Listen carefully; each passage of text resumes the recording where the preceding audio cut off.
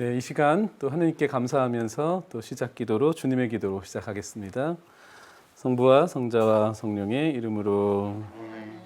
하늘에 계신 우리 아버지, 아버지의 이름이 거룩히 빛나시며 아버지의 나라가 오시며 아버지의 뜻이 하늘에서와 같이 땅에서도 이루어지소서. 오늘 저희에게 일용할 양식을 주시고 저희에게 잘못한 일을 저희가 용서하오니 저희 죄를 용서하시고 저희를 유혹에 빠지지 않게 하시고 악에서 구하소서. 아멘. 성부와 성자와 성령의 이름으로 아멘. 반갑습니다. 반갑습니다. 지난주에 이어서 오늘 또 제2차 바티칸 공의회 문헌 중에 계시 현장에 대한 이야기들을 두 번째로 풀어보겠습니다. 지난 시간에 저희가 계시 현장을 이제 이야기하면서 처음으로 이제 얘기했던 것들 몇 가지를 좀 기억하시면 좋겠습니다. 계시라는 단어에 좀 익숙하지 않으신 분들은 계시란 말이 무슨 뜻일까에 대해서 궁금하셨을 텐데 다시 한번 기억을 좀 되돌리는 의미에서 이제 거룩한 주체가 스스로를 드러내거나 보여주는 것을 계시라고 한다고 했습니다. 그러니까 계시는 우리 인간이 누군가에게 무엇인가를 말하는 그런 정보를 전달해 주는 것이 아니라 우리 인간이 전혀 생각하지 못하고 또 이해할 수 없지만 그것이 우리 삶을 완성시켜주고 풍요롭게 해주고 충만하게 해주는 그런 하느님의 의지와 뜻이 우리에게 드러나거나 나타나는 것을 보통 계시라고 얘기를 합니다. 그래서 교회에는 이러한 계시에 대한 체험을 꾸준히 우리 안에 전해졌고요. 또 그리스도교가 그 계시 종교라고 불리는 이유를 이제 지난 시간에 저희가 인격적 하느님, 우리가 만난 하느님은 우리에게 말씀을 건네시고 우리와 함께 대화하시며 사귀시는 그런 인격적 하느님이 정말 당신의 자유로 우리를 초대해 주셨고 또 한량없는 자비로 우리를 죄와 죽음으로부터 구원해 주신 그런 하느님에 대한 믿음의 종교이고 또 그런 하느님이 인간을 구원하시는 방식이 역사 속에서 우리가 숨쉬고 살아가고 있는 삶의 현장 속에서 우리와 같은 인간으로 우리가 그분을 만져볼 수 있고 느낄 수 있고 또 그분을 알아볼 수 있는 그런 역사의 한 인물인 나자렛 사람 예수 그리스도를 통해서 하느님께서 자신을 우리에게 드러내 주셨다라는 그 믿음의 바탕을 둔 종교입니다.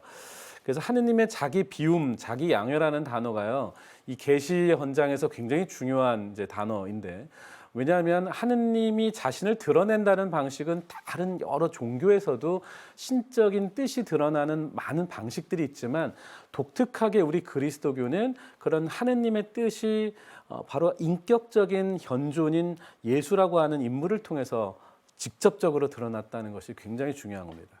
근데 그 직접적으로 드러난 그런 방식이 하느님은 절대적 능력으로 인간을 좌지우지하는 어떤 초월적이고 전능하신 하느님의 힘으로만 나타난 것이 아니라 그분은 좀 한량없는 자비, 즉 십자가에서 우리의 죄와 죽음을 위하여 당신 자신을 아버지께 바치시는 자기를 비워서 우리에게 선물로 내어주시는 그런 그리스도의 희생을 통해서 우리가 하느님을 만나게 됐다는 겁니다. 그래서 우리 그리스도인들이 하느님을 믿고 하느님을 고백할 때 가장 중요하게 여기는 그리스도의 십자가는 우리가 이 세상에서 하느님을 만날 수 있는 가장 완전하고 아름다운 충만한 그런 통로를 예수님 안에서 우리가 갖게 됐다는 겁니다. 그래서 우리를 그리스도인이라고 우리는 부르잖아요. 그래서 그리스도인이란 바로 역사 속에 예수라는 인물을 통해서 하느님의 구원을 만난 사람들. 그래서 바로 우리 그리스도인이라는 우리들의 그 표현이 이제 적합할 것 같습니다. 자, 지난 시간에 그래서 이런 하느님의 말씀이 우리에게 전달되고 그분의 뜻이 우리에게 전해지는 계시의 원천, 어떻게 우리가 하느님을 만나고 하느님의 말씀을 들을 수 있을까에 대한 첫 번째 원천으로 성경을 이야기했습니다. 우리가 누구나 다 신자라면 성경을 다 갖고 있고요. 또 성경 안에서 하느님이 도대체 어떤 분이신지, 하느님이 어떤 말씀을 하시고 인류 역사에서 어떻게 당신을 우리에게 보여주셨는지를 이제 구약의 이스라엘 백성의 역사에서부터 또 메시아를 기다렸던 대망의 신약의 역사 안에서 예수 그리스도를 만난 많은 그런 제자들과 또 복음서의 인물들을 통해서 또 그분을 통해서 전달된 그런 많은 그런 성경의 이야기들을 통해서 하느님을 만날 수 있다는 이야기를 드렸습니다. 오늘은 두 번째로 성경이라고 하는 것은 경전, 하나의 어떤 그리스도교 교회의 경전으로 우리에게 전해지는 것이죠. 물론 성경은 우리가 지금 한글로 읽고 있는 성경이 그대로 처음부터 전해진 건 아니죠. 본래 구약 성경은 정말 고대 히브리어로 적혀져 있었고 또 신약 성경은 이제 고대 히라버로 적혀 있는, 그러니까 우리가 지금 보면 절대 읽을 수 없는 책들이죠. 그러한 책들이 정말 수세기에 거쳐서 정말 구전전승되던 것들이 이제 책으로 집필되고 그것이 또 편집되고 또 모여지고 여러 그 성서 저자들의 영감을 통해서 또 그 시대의 언어와 그 시대의 문화와 용어를 통해서 우리에게 전달되어진 것이라 성경은 항상 해석을 필요로 해요. 첫째는 성경을 번역돼야 되겠죠. 우리가 알아들을 수 있는 단어로 번역된 단어를 또 어떻게 이 단어가 우리들 20세기, 21세기를 살고 있는 우리들에게 받아들여질 수 있는지를 해석하는 과정이 필요합니다. 그래서 성경 읽기도 중요하지만 성경 공부도 중요하다는 얘기를 드렸어요. 그런데 우리가 하느님을 만나는 통로는 이렇게 글로 쓰여져 있는 성경으로만이 아니라 우리의 어떤 마음 깊은 곳에서부터 또 우리들의 삶의 깊은 영역에서부터 하느님을 만난 수없이 많은 아름다운 사건들을 통해서도 우리는 하느님을 만날 수 있습니다. 그것을 우리 교회는 성전, 거룩한 전승이라고 얘기합니다. 그래서 하느님 말씀은 글로 적힐 수도 있지만 살아서 사람들 마음에 새겨져서 그 새겨진 사람의 마음의 글들은 어떤 형태로든 표현되어야 되잖아요. 마음으로 표현되든지 행동으로 표현되든지 삶으로 드러나야 하는 겁니다. 우리도 뭐 부모님들이 저희에게 남겨주신 아름다운 이야기나 또 선조들의 어떤 훌륭한 그런 예담 담화 같은 거를 들으면 감동을 하잖아요. 감동하면 그 말씀들이 물론 글로 내가 적어서 다른 사람에게 읽어봐 하고 줄 수 있지만 그 글에 감동해서 내 삶이 글이 내 삶이 되는 경우가 있어요. 그래서 나도 저렇게 살아야겠다. 저렇게 살면서 그 삶이 하나의 어떤 체험으로 드러나게 되는 경우가 있죠. 그래서 우리 교회 역사에서도 하느님 말씀이 우리 마음에 새겨져서 삶의 형태로 드러나게 되는 것들을 거룩한 전통, 전승 이렇게 얘기를 합니다. 그래서 교회 전승이란 가톨릭 교회가 교회의 오랜 역사 안에서 하느님 말씀을 전달해주는 또 다른 통로로서 사도들로부터 전해지는 하느님 계시의 체험들을 존중해 왔다는 겁니다. 곧 그리스도 신앙을 고백하는 신자들이 하느님의 진리를 체험하고 보존하며 전달한 교회 안의 거룩한 전통, 곧 성전이 바로 그것입니다. 우리는 하느님을 역사 속에서 만나게 해주신 분이 예수님이라는 것으로 고백하잖아요. 그러니까 예수님을 만난 사람은 곧 하느님을 만난 것이고 그분의 말씀을 듣고 그분의 손길을 만진 사람들은 곧 하느님의 말씀을 듣고 하느님의 손길을 느낀 사람들이죠. 반면에 예수님이 부활하시고 승천하신 다음에 제자들에게 맡겨진 이 교회의 위대한 신앙의 유산들은 제일 먼저 누구에게 전달됐을까요? 그분의 말씀을 듣고 그분과 함께 대화하고 그분의 어떤 삶을 직접 몸으로 겪었던 첫 번째 목격 증인들이겠죠. 그 사람들이 누굴까요? 바로 예수님의 첫 제자들입니다. 그러니까 사도들이 바로 예수님의 생생한 그런 살아있는 말씀을 삶으로 받아들이고 그것을 드러내고 표현해낸 첫 번째 인물들이죠. 우리 가톨릭 교회는 특별히 이 사도들로부터 전해지는 하느님 계시의 체험을 소중하게 여겨왔어요.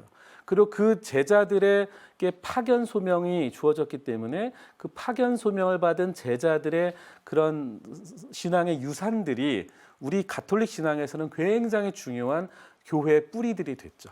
그래서 교회는 베드로의 반석 위에 세워졌지만 동시에 베드로를 중심으로 한 12 사도단들이 예수 그리스도를 통해서 들은 말씀, 체험한 이야기, 그들 안에서 샘솟았던 그리스도에 대한 생생한 증언들이 그것이 체험으로, 삶으로, 표현으로, 그다음에 다양한 형태의 예절로 우리 교회 안에서 성장해 온 것입니다. 그것을 거룩한 전통이라고 부릅니다. 이 거룩한 전통인 성전은 라틴어로 트라디시오라고 합니다. 트라디시오라는 말은 원래 전달하다라는 뜻이에요.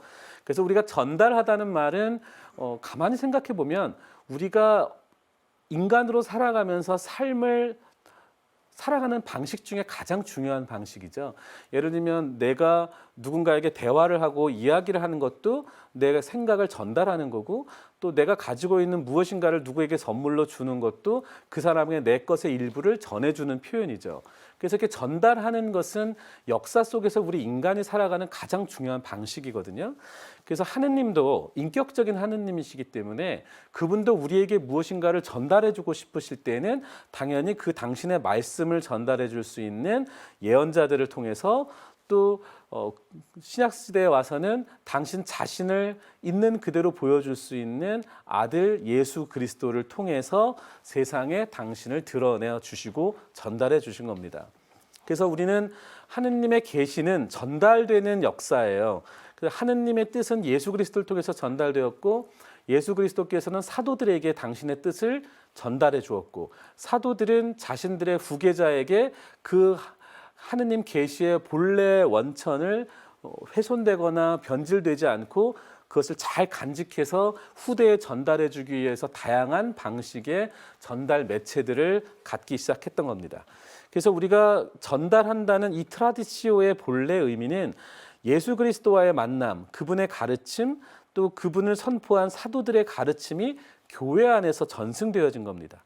그래서 교회라고 하는 거는 뭐 여러분들이 이미 배우셨겠지만 하느님의 어떤 깊은 계시의 체험을 간직한 그런 제자 공동체들의 모임이지만 동시에 그 모임은 우리 인간의 역사 속의 조직이기 때문에 그들이 체험했던 것을 규범화하고 그것을 더 후대에게 전달하기 위해서 체계화하는 과정들이 필요하거든요.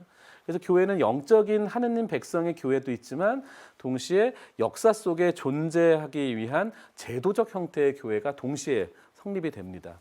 그래서 우리는 교회 안에서 사도들의 증언과 체험을 바로 그리스도의 계시의 원천으로 받아들이고 있는 신앙이라는 거죠. 그래서 신앙의 원천인 성전은 바로 예수 그리스도 자신이 바로 원천입니다. 예수 그리스도는 역사 안에서 살아있는 하느님 말씀의 육화이셨고 그분은 하느님의 계시 자체이시기 때문에 예수 그리스도를 가장 가까이서 만나고 체험했고 그분의 말씀을 듣고 간직한 사도들이야말로 그리스도교의 계시 진리를 가장 완전하게 보존하고 전달한 이들이라는 겁니다. 사도들은 예수님의 부활을 체험한 이후에 그분에게서 들은 모든 가르침과 삶의 방식들이 하느님을 만나는 통로이며 하느님 말씀의 육화다 이렇게 고백을 하게 된 겁니다. 한번 우리가 성경 시대로 되돌아가 볼까요? 제가 예수님을 만난 제자들은 처음에는 위대한 예언자이거나 훌륭한 랍비라고 생각을 했었을 거예요. 그리고 혹시나 저분이 우리가 꿈꿨던 그런 힘의 메시아였다면 내가 저분은 곁에 있으면 뭔가 나중에 큰 자리 하나 얻겠지라는 세속적인 욕망도 가졌을 거예요.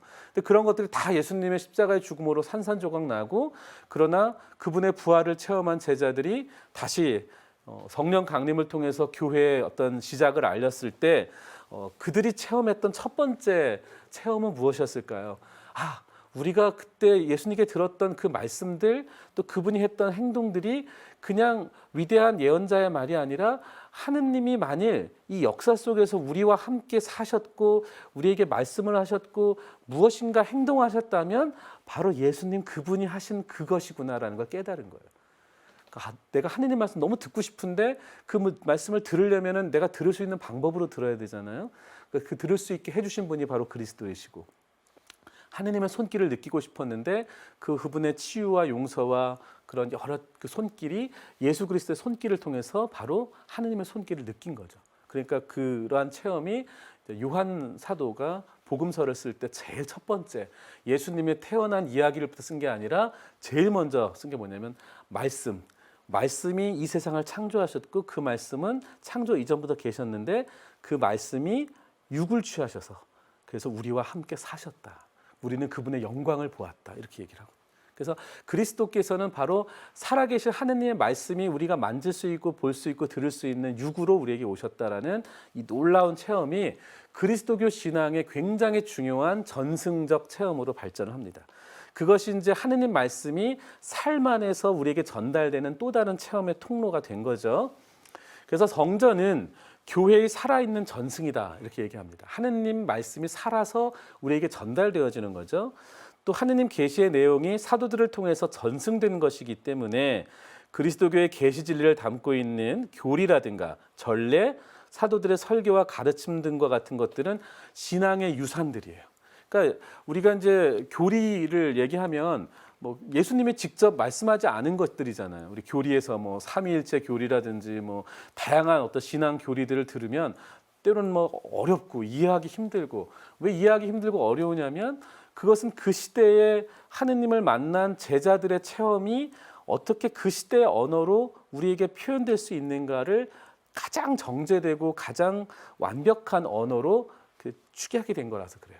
그래서 교리는 사도들의 전승의 체험이 그 안에 녹아 들어가서 압축된 것이기 때문에 오늘날 그 교리는 다시 우리들의 시대의 언어로 다시 풀어서 알아들을 수 있게 해줘야 되는 교리 연구와 공부가 필요한 거죠. 그래서 교리 공부는 우리 신자들에게 단순히 뭐 외워야 될 그런 내용이 아니라 왜 이런 교리가 우리들 삶에 중요한 하느님을 만나는 통로일까를 깨우쳐주는 신앙인의 유산들이라는 거죠. 그리고 전례, 우리가 매일 미사를 하고 성사 생활을 하잖아요. 이런 전례 행위도 그냥 지금은 너무나도 정해져 있는 순서대로 미사가 진행되지만 그 미사의 그 순서 하나하나, 기도의 순간, 우리가 어떤 미사 때 사제가 하는 행동, 행위, 이 모든 것들이 다 2000년 교회 역사 안에서 어떻게 하면 하느님의 그런 마음을 더 깊이 만나고 그리스도의 사랑을 더 깊이 우리가 제단에서 체험할 수 있는가를 그런 많은 교회의 역사 안에서 그걸 다듬고 정리하고 표현해 왔던 그런 신앙 유산들인 거죠. 그래서 사도들의 설교나 가르침들도 다 이런 신앙의 유산에 포함되고요. 그러한 신앙의 유산들은 역사 속에서 굉장히 다양하게 펼쳐질 수 있었겠죠. 그래서 그러한 다양한 신앙의 유산들을 이게 정말로 사도들로부터 이어져 온 하느님 계시의 원천인지를 식별하는 게 필요하고요. 그 식별되면 그것을 잘 교회 안에서 수용하는 과정도 필요하고 그것을 그 시대의 문화에 맞게 성장시키는 것도 필요한 거예요. 이것이 이제 전승은 살아있는, 그래서 한번 만들어진 전승이 그걸로 끝나는 게 아니라 역사 속에서 계속 발전하고 있다는 것을 뜻하게 해주는 말입니다.